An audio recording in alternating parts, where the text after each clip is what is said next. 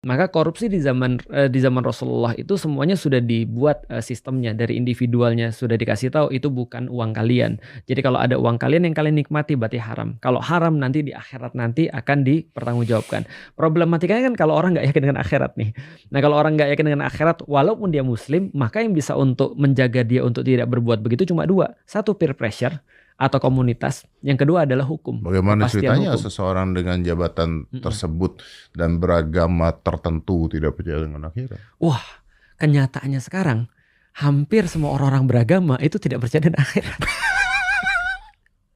Gampang banget, karena kalau mereka percaya dengan akhirat, mereka nggak mungkin melakukan itu. Kan saya nggak bicara dengan coki nih maksudnya Iya, nih. Ini kan Heeh. kan kalau sudah labelnya agama, Iya, harusnya mereka percaya dengan akhirat dong. Om percaya nggak Om? Kalau andai kan semua orang percaya dengan akhirat Om, aku nggak ada kerjaan lagi Om. Karena nggak ada kejahatan. Aku mau buka close the door aja. Iya sih. Atau aku jadi staffnya Om. Kenapa? Karena nggak ada Karena yang dibenerin lagi. bener, nggak ada karena yang- ustadz-ustadz nggak perlu lagi karena orang sudah percaya dengan akhirat. Jadi menurut Ustadz, walaupun seseorang beragama atau punya bahkan statusnya tinggi sekali dalam agama, belum tentu percaya akhirat. Belum tentu percaya Kalau akhirat. gitu hanya make up dong agama. Mungkin dia nggak sadar kalau seandainya dia nggak percaya akhirat. Tapi kita selalu melihat gini, ada sesuatu yang melatar belakangi setiap aktivitas. Contoh misalnya, ada orang ketika dia rela nggak makan demi anaknya, berarti kita tahu anaknya lebih penting daripada dia. Oke.